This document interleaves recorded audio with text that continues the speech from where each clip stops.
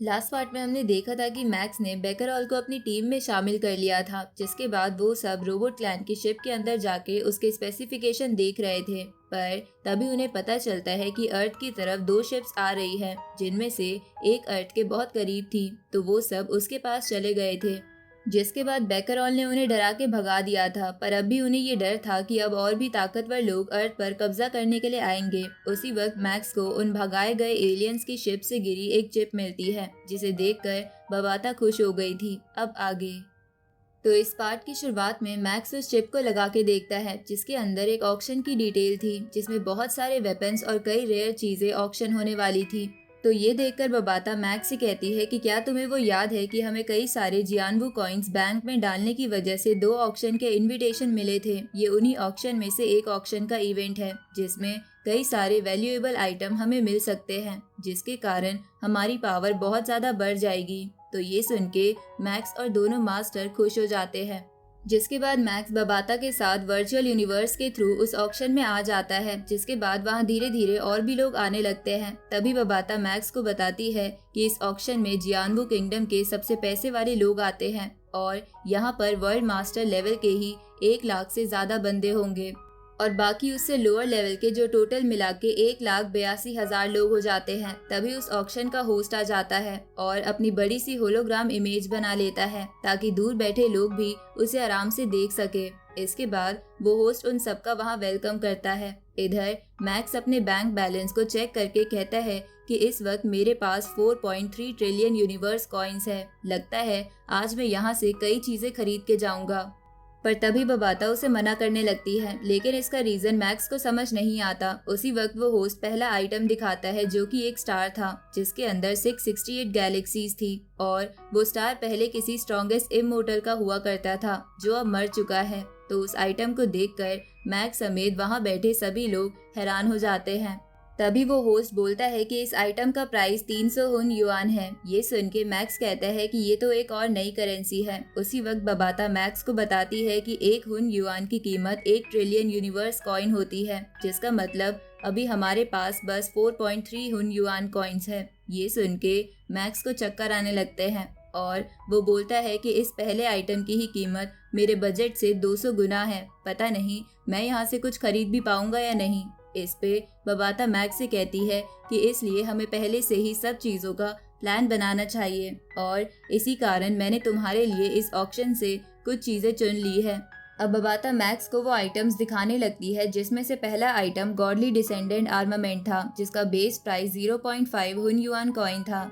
जिसके बाद दूसरा आइटम मौसा क्लैन स्किन थी, जिसका बेस प्राइस 1 हुन युआन कॉइन था और तीसरा एक लैंके नाम का फ्रूट था, जिसका बेस प्राइस 0.1 हुन युआन कॉइन था। तो मैक्स बबाता से सबसे पहले गॉडली डिसेंडेंट आर्मामेंट के बारे में पूछता है, जिसपे बबाता बताती है कि ये एक तरीके का वेपन है जिसे 9 गॉड वेपन भी कहते हैं, क्योंकि इसकी 9 फॉर्म्स होती है और इसे स्पिरिचुअल पावर से कंट्रोल किया जाता है। साथ ही ये वेपन डार्क मैटर और गोल्ड की मदद से बनाया गया है, इसलिए अगर तुम इसकी फर्स्ट फॉर्म भी सीख लो तो तुम्हें स्टार लेवल पर कोई भी नहीं हरा पाएगा। अब बबाता मैक्स को एक एक कर उन फॉर्म्स के बारे में बताने लगती है, जहां बबाता मैक्स को कहती है कि इसकी पहली फॉर्म का नाम इल्यूजन स्वॉर्ड फॉर्म है, जहां इस वेपन के अंदर 2 मीटर का एक ब्लैक होल बन जाता है, जिससे इस वेपन को ताकत मिलती है। इसके बाद अगली फॉर्म का नाम 9 गोल्डन स्वॉर्ड है, जिसे मैक्स हेवनली नाइफ्स की तरह कंट्रोल कर सकता था, लेकिन इनकी पावर उससे कई ज्यादा थी और इस फॉर्म का नाम स्काई पियर्सिंग फॉर्म था। इसके बाद बबाता कहती है कि नेक्स्ट फॉर्म में ये वेपन एक स्वॉर्ड में बदल जाता है और इसकी 9 फॉर्म तो बहुत ज्यादा पावरफुल है, क्योंकि वो एक डार्क कलर की स्वॉर्ड बनती है, लेकिन उस फॉर्म को ज्यादातर इमोर्टल लेवल के लोग ही अचीव कर पाते हैं। इसके बाद बबाता मैक्स को होलोग्राम के थ्रू मौसा क्लैन स्किन के बारे में बताती है, जो कि कुछ सीक्रेट टेक्निक से बनी हुई थी और उसकी मदद से मैक्स फ्यूचर में बाकी टेक्निक बड़े आराम से सीख सकता था। साथ ही ये स्किन स्ट्रॉन्गेस्ट किलर क्लैन ने बनाई थी, जिसके कारण जिसके पास भी ये स्किन हो वो आराम से इसकी मदद से अपना एक स्ट्रॉन्ग क्लोन बना सकता है। अब बबाता मैक्स को लैंग के फ्रूट के बारे में बताती है जो कि स्पेशली प्लांट के लिए थे, और बबाता मैक्स से ये इसलिए खरीदवाना चाहती थी ताकि वो फ्रूट मास्टर होंग और मैक्स के क्लाउड रिटर्न के काम आ सके। तभी मैक्स बोलता है कि इन तीनों आइटम का बेस प्राइस ही 1.6 हुन युआन कॉइन है। पता नहीं ये आगे चलकर और कितना बढ़ेगा, इसलिए मुझे नहीं लगता कि आज हम यहाँ से ये तीनों आइटम भी ले जा पाएंगे। इस पे बबाता मैक्स से कहती है कि तुम चिंता मत करो, क्या तुम भूल रहे हो कि तुमने अपने भाई को यूनिवर्स की स्टॉक मार्केट में इन्वेस्ट करने के लिए कह रखा है, उसने ज़रूर कुछ ना कुछ तो प्रॉफिट किया होगा। तो ये सुन के मैक्स थोड़ा रिलैक्स हो जाता है। इधर हम नॉलेंसन क्लैन को देखते हैं, जहां नॉलेंसन को ये न्यूज़ देखकर गुस्सा आने लगता है कि अब अर्थ पर 2 यूनिवर्स लेवल के वॉरियर्स हैं। साथ ही वो बोलता है कि पता नहीं मैक्स ने ऐसी कौन सी चाल चली थी जिससे उसने ड्वेन को भी मार दिया और बेकरऑल को भी अपनी टीम में शामिल कर लिया। तभी नॉलेंसन अपनी एआई को इशारा करता है, जिसके बाद वो एआई 9 प्रिंसेस को वीडियो कॉल लगाती है। पर बात करने से पहले ही 9 प्रिंसेस नॉलेंसन से कहती है कि अगर तुम्हें अर्थ के बारे में बात करनी है तो अपनी एनर्जी वेस्ट मत करना। नॉलेंसन क्लैन पहले ही बहुत ज़्यादा सफ़र कर चुका है, ऊपर से मुझे लगता है कि तुम्हारे पास अब कोई रास्ता नहीं बचा है, इसलिए तुम मेरे पास आए हो। ये सुन के नॉलेंसन कहता है कि मेरे पास अभी भी एक तुरुप का इक्का है, लेकिन इसके लिए मुझे तुम्हारी मदद चाहिए और मैं जानता हूँ कि तुम मेरी मदद करोगी, क्योंकि मैक्स की वजह से तुम्हारे भी कई वॉरियर्स मारे गए हैं। इधर वो होस्ट ऑक्शन के लिए एक C3 लेवल की लेज़र दिखाता है जिसका प्राइस तेज़ी से बढ़ रहा था। इधर मैक्स अपने आइटम्स के लिए टेंशन में था। तभी वो लेजर गन कोई खरीद लेता है, जिसके बाद वो होस्ट गॉडली डिसेंडेंट अर्मानेंट सामने लाता है। तो उसे देखकर कई लोग बहुत ज़्यादा खुश हो जाते हैं और लगातार उस पर बिड करते हैं, जिसके कारण उसकी बिडिंग 3.4 हुन युआन कॉइन तक पहुंच जाती है। तो मैक्स भी डरते डरते 3.6 हुन युआन कॉइन की बिड लगा देता है, जहां इसके बाद इतनी कीमत पर कोई उस वेपन को खरीदने में इंटरेस्टेड नहीं था, इसलिए मैक्स को वो मिल जाता है, जिसकी वजह से बबाता बहुत ज़्यादा खुश हो जाती है। पर तभी वो होस्ट नेक्स्ट आइटम मौसा क्लैन स्किन दिखा देता है। तो ये देखकर बबाता कहती है कि अब हमारे पास 0.3748 हुन युआन कॉइन्स ही है और बाकी कॉइन्स तुम्हारे भाई के पास है। तो ये सुन के मैक्स जल्दी अपने भाई से पैसे ट्रांसफ़र करने को कहता है, लेकिन मैक्स का भाई मैक्स से कहता है कि अभी हमारे पास 3 हुन युआन कॉइन हो गए हैं, पर अभी भी स्टॉक मार्केट तेज़ी से ऊपर जा रहा है, इसलिए तुम्हें थोड़ा इंतज़ार और करना होगा। इधर वो बिडिंग धीरे धीरे बढ़ते बढ़ते 2.5 हुन युआन पहुंच जाती है, जिसकी वजह से मैक्स को चिंता हो रही थी। लेकिन तभी मैक्स का भाई शेयर सेल कर देता है, जहां अब उसे कैपिटल और प्रॉफिट मिला के 4.2 हुन युआन कॉइन मिल गए थे। तो ये देखकर बबाता मैक्स से कहती है कि इतना प्रॉफिट तो मैंने सोचा भी नहीं था, तुम्हारा भाई तो सच में स्टॉक मार्केट का गॉड है।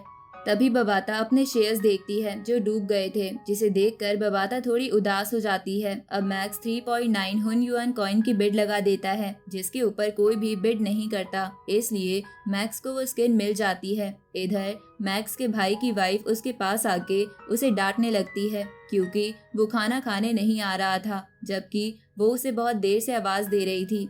इधर मैक्स वो फ्रूट भी खरीद लेता है, क्योंकि उसकी कीमत इतनी नहीं बढ़ी थी। इसके बाद मैक्स अपने सारे आइटम लेकर वापस जाने लगता है। तभी उसे किसी का कॉल आता है, जहां कॉल उठाने पर एक बंदा मैक्स से कहता है कि मैं वही पर्सन हूँ जिसने आपको अर्थ की ओनरशिप पैसे लेकर जल्दी से दिलाई थी। तो मैक्स उससे कहता है कि हाँ, मैंने तुम्हें पहचान लिया। तो वो बंदा कहता है कि पहले तो मैं सोच रहा था कि मैं इतने पैसे लेकर कहीं चला जाऊंगा, लेकिन उससे पहले ही मेरे सुपीरियर्स की इस डील पर नज़र पड़ गई है और वो आपकी और नॉलेंसन की बातचीत कराने की तैयारी कर रहे हैं, ताकि नॉलेंसन को अर्थ की ओनरशिप मिल जाए। साथ ही वो लोग मुझसे भी पूछताछ कर रहे हैं, इसलिए आपको मेरी मदद करनी होगी। इस पे मैक्स कहता है कि अचानक से ये सब कैसे हो सकता है, क्या तुम्हें इसके पीछे का रीज़न पता है? इस पे वो बंदा कहता है कि मेरे सुपीरियर से कुछ दिन पहले कुछ लोग मिलने आए थे और मुझे पता चला है कि उन लोगों को 9 प्रिंसेस ने भेजा था। तो ये सब जान के मैक्स दोनों मास्टर्स ऑगू और बेकरऑल के पास आ जाता है, जहां वो उन सबसे कहता है कि जब नॉलेंसन का बेकरऑल वाला प्लान फेल हो गया तो उसने 9 प्रिंसेस के साथ हाथ मिला के ये चाल चली है, जिसमें वो हमारे साथ बातचीत करेगा, लेकिन बातचीत तो बस बहाना है, सभी लोग बस उसे ही फेवर करेंगे। लेकिन हम इस बातचीत से पीछे नहीं हट सकते, वरना हाइलंगशेंग किंगडम हम पर फोर्स का इस्तेमाल कर सकता है। ये सुन के मास्टर हॉन्ग कहते हैं कि इस बार 9 प्रिंसेस बीच में आ गई, जिसकी वजह से हम पर पहले से ज्यादा खतरा है। इस पे मैक्स कहता है कि क्यों ना हम 9 प्रिंसेस से ज्यादा ताकतवर लोगों से मदद मांगे। इस पे बबाता कहती है कि क्या तुम 5 मेजर ऑर्गेनाइजेशन से मदद मांगने की सोच रहे हो, लेकिन मुझे नहीं लगता कि ये प्लान काम करेगा, क्योंकि एक छोटे से प्लान के लिए वो लोग मदद नहीं करेंगे। इस पे मिस्टर वू बोलते हैं कि हम इस प्लान को इस्तेमाल करके देख सकते हैं, क्योंकि वर्चुअल यूनिवर्स कंपनी एक ग्रैंड पार्टी होल्ड करती है जिसमें कई सारे क्लैंस के लोग आते हैं, तो हम वहाँ किसी से मदद लेने की सोच सकते हैं। ये सुन के बबाता कहती है कि तुम ठीक कह रहे हो, लेकिन उसमें सिर्फ कुछ ताकतवर लोग ही जा सकते हैं। उसके बाद उन्हें प्रोटेक्शन भी दी जाती है, पर इसके चांसेस कम हैं। पर अगर तुम्हें प्रोटेक्शन मिल गई तो हाइलंग शेंग किंगडम तुम्हारा कुछ नहीं बिगाड़ पाएगा। ये सुन के मास्टर ली शेंग कहते हैं कि इसकी मदद से हम अर्थ को बचा भी पाएंगे और जल्दी से स्ट्रॉन्ग भी बन पाएंगे, इसलिए हम ये पार्टी मिस नहीं कर सकते। इसके बाद मास्टर ली शेंग पूछते हैं कि अब ये पार्टी कितने सालों में होने वाली है। इस पे वह बाता कहती है कि लगभग 2 सालों बाद। ये सुन के मैक्स बोलता है कि तब तक हमें इन सबको बातचीत में उलझाए रखना होगा, साथ ही हमारी ट्रेनिंग भी चालू रखनी होगी। अब मैक्स वो लैंकी फ्रूट मास्टर हॉन्ग को दे देता है, जिसके कारण वो अपने क्लाउड रिटर्न को यूनिवर्स लेवल 4 स्टेज पर पहुंचा पाते हैं। साथ ही मैक्स उस स्किन की मदद से अपना क्लोन बनाने लगता है, लेकिन उसमें बहुत समय लगने वाला था, इसलिए मैक्स इसी बीच वो गॉडली डिसेंडेड आर्मरेंट से ट्रेनिंग करने लगता है। साथ ही मिस्टर वू मास्टर ली शेंग को भी ट्रेनिंग करवा रहे थे, और इसी के साथ ये पार्ट यहीं खत्म होता है।